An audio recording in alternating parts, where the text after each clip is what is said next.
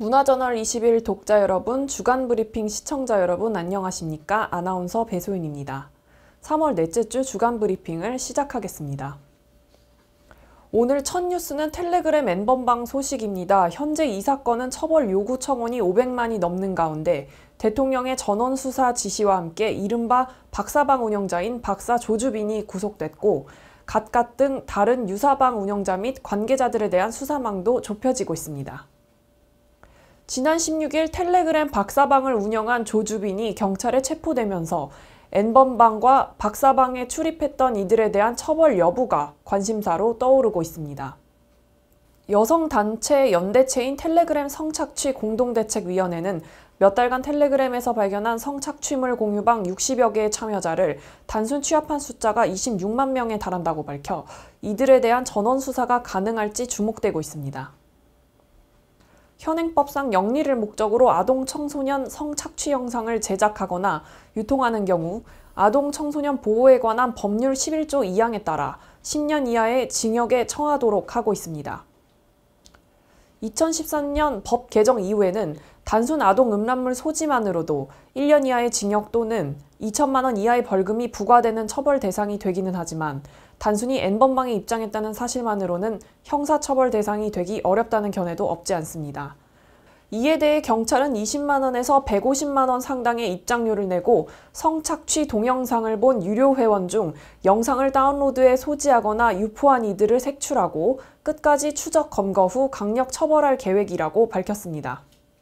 조주빈은 지난 25일 종로경찰서 포토라인 앞에서 이른바 박사방 피해자들은 언급하지 않고 손석희 사장님, 윤장현 시장님, 김웅 기자님을 비롯해 저에게 피해를 입은 모든 분들께 진심으로 사죄한다고 말했는데요.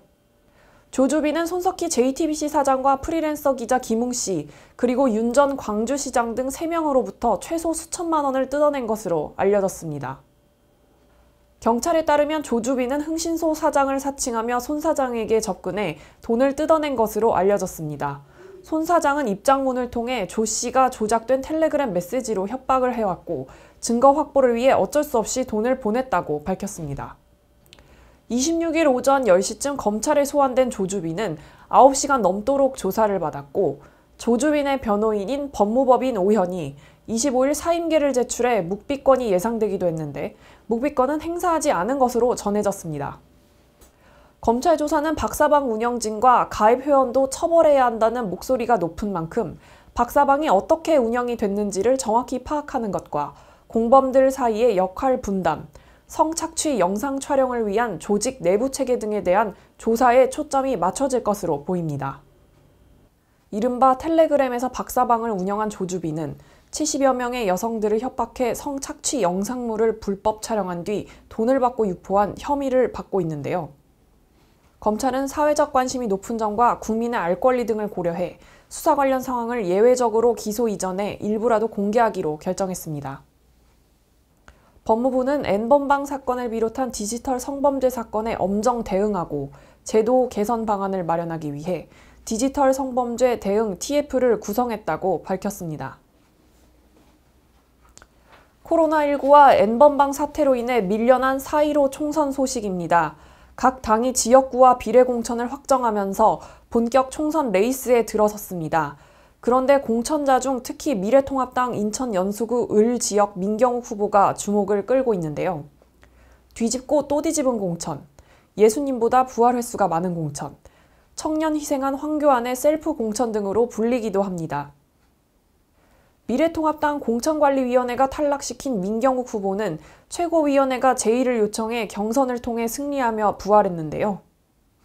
공관위가 다시 민 후보의 홍보물에 쓴 허위 사실이 선거법 위반에 해당한다며 공천 취소를 요청하자 최고위가 저녁에 긴급회의를 열고 공천을 재확정해 하루에도 2차례나 결과가 뒤집어져 혼선을 빚었습니다.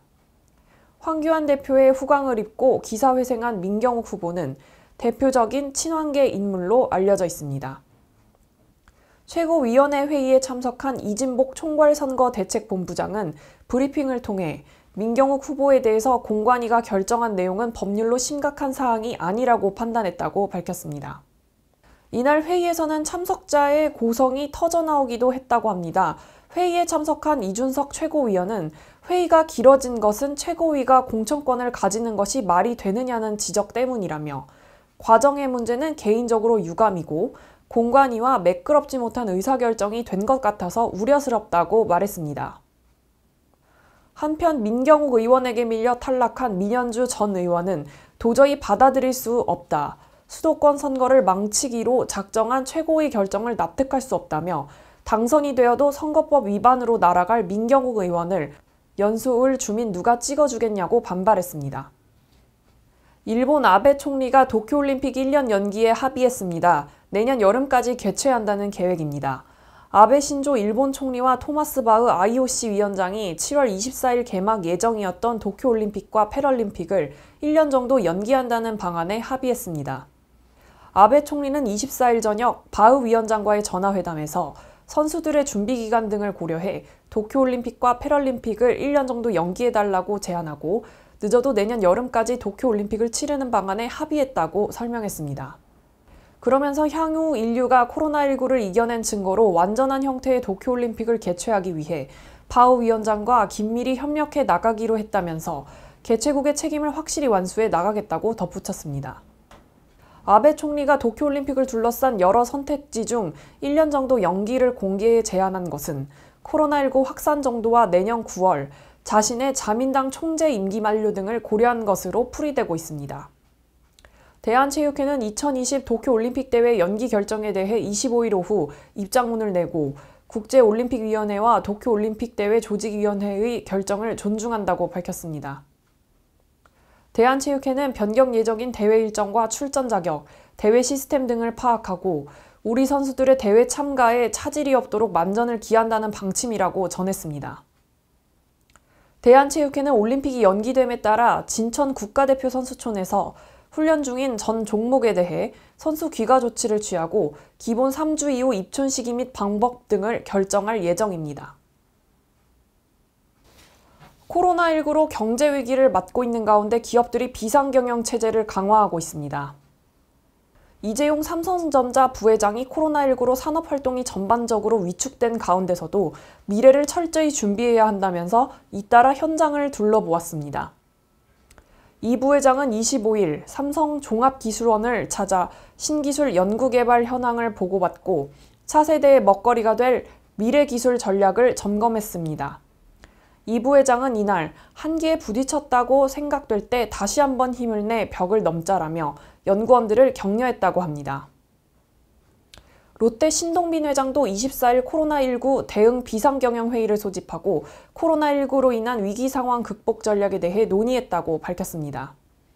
신 회장은 회의에서 그룹 전 계열사들이 국내외 상황을 지속적으로 체크하고 사업 전략을 재검토해야 한다면서 지금도 위기이지만 코로나19 사태가 진정된 후가 더 중요하며 지금까지 경험해보지 못한 위기 상황이 예상되는 만큼 비즈니스 전략을 효과적으로 변화시켜야 지속 성장이 가능할 것을 강조했다고 밝혔습니다. 이렇게 코로나19로 인해 각국이 봉쇄 정책을 펼치면서 부품 공급이 어려워지고 생산에 차질을 빚는 가운데 코로나19 사태가 언제 끝날지에 대한 불확실성이 산업계를 더 얼어붙게 만들고 있는 것으로 나타났습니다. 중국 내 코로나19 확산 초기부터 시작된 부품 공급과 생산 차질은 한 달이나 이어지면서 자동차와 디스플레이 등 주요 산업이 올 1분기 농사를 완전히 망쳤다는 분석입니다. 2주 정도면 해결될 걸로 봤던 초기 예측이 어긋나면서 이제는 한 치 앞도 예상할 수 없는 지경이 되어버렸다는 겁니다. 실제 국내 최대 완성차인 현대 기아 자동차는 셧다운 사태로 주저앉은 상태입니다. 지난달 중국 코로나19 사태가 불거진 뒤 현대차는 이달 5일부터 국내 공장 가동을 멈췄다가 재개하고 있으나 중국 부품 공장에서 공급받는 물량이 여전히 부족한 가운데 완전한 회복은 가늠하기가 어려운 상태입니다. 다른 완성차도 사정은 마찬가지입니다. 한국 GM 르노 삼성차와 쌍용차는 업체별로 2일에서 5일 동안 공장 문을 닫았다가 재가동했지만 생산량을 수요에 맞추기는 버거운 상태입니다. 특히 완성차의 어려움이 1, 2, 3차 협력사에도 여파를 주면서 지역 경제에도 악영향이 미치고 있는 상황입니다. 전자업계도 어려움이 가중되고 있습니다. 부품 공급 비상으로 완제품 생산이 원활치 못한 상태입니다. 실제 가전제품의 핵심인 디스플레이는 중국산 비중이 50%를 넘는 가운데 중국 내 부품 공급과 완제품 생산 차질까지 겹친 상태로 보입니다. 산업계는 코로나19 사태가 앞으로 2달 이상 길어질 경우 생산 물량 감소는 현실이 될 것이라는 우려의 목소리가 커지고 있습니다. 게다가 내수 불황도 겹쳐 일자리 감소로 이어지는 악순환의 고리를 세계의 각국이 힘을 합쳐 함께 풀어내야 한다는 전문가들의 조언이 이어지고 있습니다. 이번에는 기소 의견으로 검찰에 송치된 가수 김건모 씨 소식입니다. 서울 강남경찰서는 25일 가수 김건모 씨에게 성폭행 혐의를 적용해 기소 의견으로 검찰에 송치했다고 밝혔습니다. 지난해 12월 강용석 변호사 등을 통해 서울중앙지검에 고소장을 제출한 A씨가 지난 2016년 8월 서울 강남구 논현동의 한 주점에서 김 씨에게 성폭행을 당했다고 주장하면서 김건모 씨는 지난 2월 15일 서울 강남경찰서에 출석해 약 12시간 동안 조사를 받은 것으로 알려졌습니다. A씨는 지난해 12월 9일 자신의 법률 대리인인 강용석 변호사를 통해 서울중앙지검에 고소장을 접수했고 검찰은 서울 강남경찰서에 사건을 송치했습니다. 이 사건을 살펴보면 강용석 변호사와 김세희 전 MBC 기자가 운영하는 유튜브 채널 가로세로 연구소는 지난해 12월 6일 유튜브 방송을 통해 김건모 씨가 과거 유흥업소에서 A씨를 성폭행했다는 주장을 제기했습니다. 이에 김건모 씨는 입장문을 내고 강남경찰서의 유튜브 방송에서 허위사실을 유포해 명예를 훼손하고 서울중앙지검에 허위사실을 고소한 A씨를 정보통신망 이용 촉진 및 정보보호 등에 관한 법률 위반 및 무고로 고소한다고 밝힌 바 있습니다. 정치, 경제 모두 우울한 소식이 많은 요즘입니다. 하지만 잠시 집 밖에만 나가도 꽃망울을 터뜨리기 시작한 다양한 봄꽃을 보실 수 있는데요. 잠시 꽃 구경하시며 이번 한 주도 건강 잘 챙기시기 바랍니다. 감사합니다.